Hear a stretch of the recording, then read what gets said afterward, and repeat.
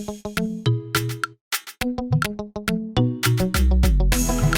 vie mambo mingi,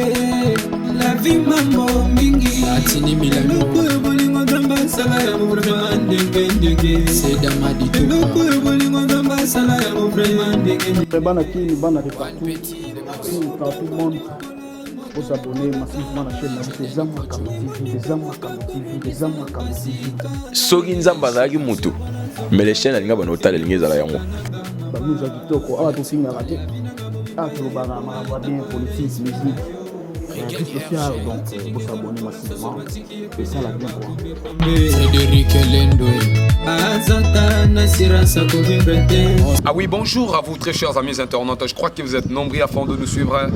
Là, je suis très heureux de vous présenter cette émission Noir et Blanc, une meilleure émission dans notre chaîne Zamakam TV. Je suis sûr et certain que le vieux Eric, le destin, il est en train de me suivre. Pourquoi pas le vieux Ndoudi, le nouveau riche, le vieux Ndoudi, le nouveau riche, 3 fois boss, le vieux Patrick Ndenda qui balobi.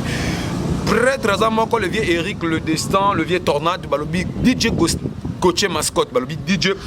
Coach Mascotte, c'est votre humble serviteur merveille Koditouka maestro de la presse congolaise. Téléphone n'a inondé n'a pas message, téléphone n'a dérangé n'a pas appel, affaire Italie.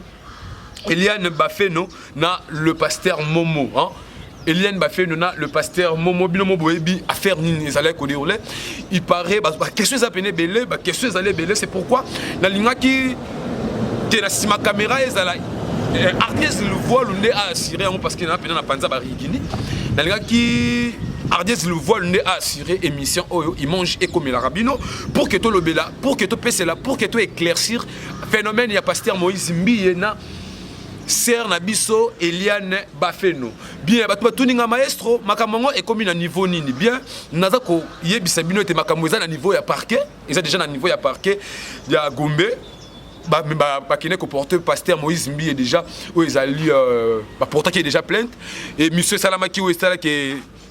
Eliane a le vérité to éviter est-ce que ça va vérité alors moi explication ezali ebele à propos de la photo où il y a Eliane Bapanzaki à propos de la photo dans la vidéo mususu ya Eliane Bapanzaki il paraît que zalaki pasteur Moïse Mbi Bapanzaki ba photo wana mais elobami boyeke Ezali pasteur Moïse Mbi etende mutu bapandi makamwana baza kutu en dehors ya makamwana il paraît que moi sito mobali plutôt ya mobali wazala qui fiancé ya Eliane asamela na cité Bethel asamela na cité Bethel mais fallait babala na quitter vu que makamunenga ka sala il paraît que jeune wazala qui na ye moins sérieux ah babala na te alors et ko sala siko ki na minute oyo Eliane na fui wana bakabona tuta wana bakabwana nde tuta wana nde asali nini a publié ba photo ya Eliane qui nango le pasteur Momote Mtu a publié ba photo alors jusque là makamoza na l'état ba avocat ya Eliane bazali ba avocat pe nabi que le pasteur Momo bazali toza kota la biso toza wana toujours lito lisu to ba lolenge ni makamoza ko dérouler donc biso pe toza la toujours wana pour la coupe. Ça kabino basango yango pour la kolakisa kabino lo lenga ni makamongo eza ko dérouler mais jusque là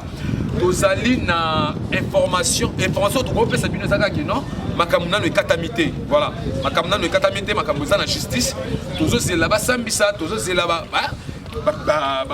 plainte de GPS maki total nana ozala la raison est-ce que c'est vrai que Eliane Azala qui violé par pasteur Moïse Mbi. Ce qui est là qui violé par pasteur Moïse Mbi, Azala qui violé depuis parce que Eliane Ngazabongo Azam Golo, c'est une grande fille, Azala déjà majeure, malgré Zolo qui paraît à violer depuis 17 ans, 17 ans on lelo. Depuis 17 ans il lelo. Eliane Pena à l'obé et l'autre côté. Eliane a bombaki. Ce qui est la love na bango, ce qui est love, ce qui love parce que love est à love, viol pèse à viol. Love est à love, viol pèse à viol. Ce qui est non love na bino ah c'est bon. Love na bino ça love na bino donc love na bino ça et ça coûte un problème mon côté na ma viol. Love na bino ça coûte ma moto ko même le niveau me mi wana parce que la minute yo faut ba tout ce ko bazo tout na biso o ezali ba oh ezali ba babingango lo ezali ba bref oh Eliane alobaki a publier jusque là Eliane alobaki a publier ba bref bato bazo déranger nga na ba message na ba WhatsApp bato bazo ko déranger nga na ba Facebook bato bazo ko déranger nga na ba appel que maestro ndenge nini ozala ba vidéo ya Eliane na pasteur Moïse Mbiye te ba preuve oyo Eliane alobaki akopublier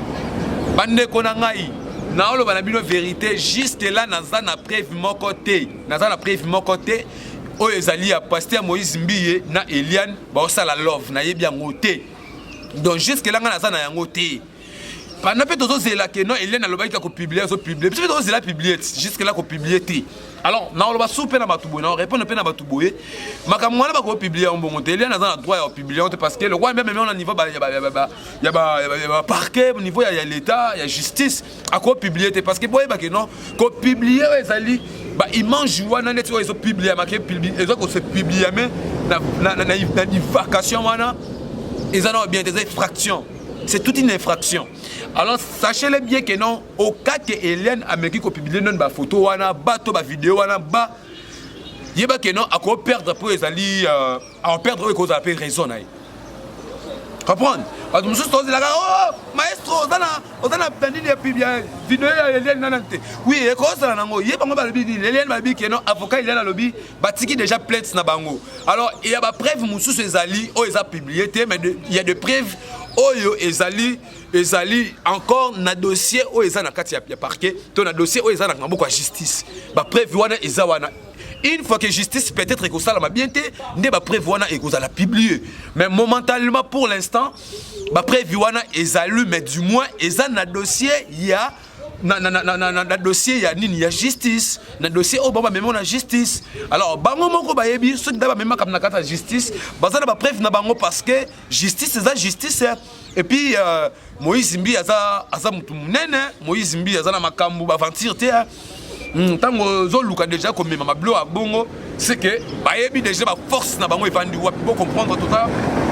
na makadam ba mituko ezo le kawana et déranger binoté mais du moins tango bosa bilo mususu batu baye ba déjà force des arabes tango Eliane ba memi ba bilo kwa na parquet to na justice ba bi la place wa puis force na bango ivani place wa puis force na bango e batami donc c'est que ba mayele ba yebi nini ba sali alors ba prévo bino bozela ba olobango kuna na justice donc justice nde ako ce qui justice akati procès wana bien que Eliane lelo alongi procès na ye voilà ce que ba preuve o ba memaki eza tangible ba preuve eza ya vrai ah on a libéré mais ce qui est que non Moïse Mbiye pasteur Momo a gagné na procès wana c'est que ba preuve ya Eliane ezalaki bien tôt est-ce que justice ezala corrompu to yebité alors c'est par là né ba preuve o ezala kata dossier ya justice ndé kobima mais momentanément biso personnellement presse ndé singa bo merveille ko dituka nazali na preuve moko te que Moïse Mbiye bazana affaire moko boye na Eliane ba fait non jusque là non bato bo komelanga merveille tinelanga vidéo ya Moïse Mbiye na zana ngote ni ya Moïse Mbiye ni ya nani ya frère Michel Bakenda jusque là na zana ngote malgré tout mon ba photo est circulé sur les réseaux sociaux tout monde biso na bino mais eza vidéo jusque là tozana ngote jusque là to moni yango te donc nous là on ne peut pas publier non plus annoncer des choses dont nous ne maîtrisons pas. Comprendre ba biloko oyo biso to maîtriser te to loba yango te ka na ibisa bino malgré ba o ba finganga ba continuer ko finganga mais nga na sala toujours musala nga ndenge ezalaka na sala musala nga ndenge kaka na yebeli yango donc c'est que nga na ko ndima te loko nga na sala ngote comprendre na ndima ngote jusque là na moni ni mutakala ya pasteur Moïse Mbiye ni mutakala ya frère na biso Michel Bakenda na vidéo to moni on te mais ya ba Eliane to moni na biso ya Eliane to moni na biso bena mutakala Eliane parce que dans la public est-ce que moko parce que souvent le bac non vidéo monsieur to sala ma ba bi que non Eliane a kosi ala ba faire na ye ala posa ça la baise ala posa ayebana akoma une star c'est pourquoi à se publier ye moko donc ye moko mi publier mais a mi publier comme c'est publié ce qu'on c'est publié vraiment très chers amis internet donc et ça la bien contre la liboso na bino les que le vieux Patrick Ndenda qui azola nanga le vieux tournant du Toko azola nanga balobi Jésus kadio de mona poto yo yebi mputu yo mona mputu balobi Dorcas au mari vous me la talaka yo balobi Christian Gomé na continuer toujours musala balobi boyika machine balobi boyika c'était mai boyika depuis États-Unis balobi c'était mai boyika depuis États-Unis ba big salutation na misala ngai Boyka balobi le boss André Ngambo balobi balobi eza makambo TV ne makambo talaka chaîne eza makambo TV Marie Gorette masolongo yango ba coaching Marie Gorette to continuer balobi eza ke non to luka to sala makambo ndenge ezala babi ba émission eza ekeseni balobi ba émission sous faut pas ko vandela yango malili te ya émission sous faut oganga ba yoka tozana ba vidéo wana te beaucoup pour le te tozana vidéo ya pasteur Moïse Mbi na Eliane te tozana ngo nanu te oyo azana ngo atindela biso oyo azana vidéo wana atindela nga nazana ngo te botika ko senga nga vidéo wana bosenga nga ya Herman na tindela bino bosenga nga ya Eliane na tindela bino bosenga nga ya leki ya frère Mike Kalambai oyo bino tale tolomo telo babe tolomo nde makambo na tindela bino bosenga nga soki anani bo totinda mais ya wana jusque là tozala ngo te botika ko senga nga tozela mais balobi na biso ke non soit justice c'est makambo nango bien te soit justice nango ekoteli quelque part ne pas ba kosa nini ba la ba preuve congolais tala ba vidéo yango pas boye makambo leka ki boye mais ba pesi raison na ba ngambu wana biso tozozela to ali sur likolo lisu to banga mutute to sala musala na biso lo lengwe sengeli to sala musala oyo ba pesa biso na peuple congolais na bana mpoto bana poto ba lui ba respect na bino parce que bino ne bo pesa biso pe ba force parce que bino ne bo vanda na mingi botala ka biso yango na respect na bana poto tout ba le bana poto ya Londres ya Bruxelles ya France ya États-Unis ya Canada ya wapi partout bana poto tozala na respect na bino parce que bino ne bo pesa biso ba gaz bino ne botala ka biso bino ne bo fula ka biso so tala mission ba mission o ndenge so mission beti ba kilo ebele eza pour la bino ça fait beti ba million et pour na bino bana poto yango tozala respect na bino yango na singa na bino ka bo sabonaka mingi na chaîne na biso eza makambo TV numéro na nga ngwana obengo na ke maestro na lela émission no fort nde ba bisusu ba bengaka nde ba bisusu ba komaka na ba WhatsApp que maestro na lela émission na yo fort talanga kingani boy sala nga bien et encourage nga na sala sumu sala ngo bien ba nga yo sala émission na sans polémique te tozala toujours église au milieu du village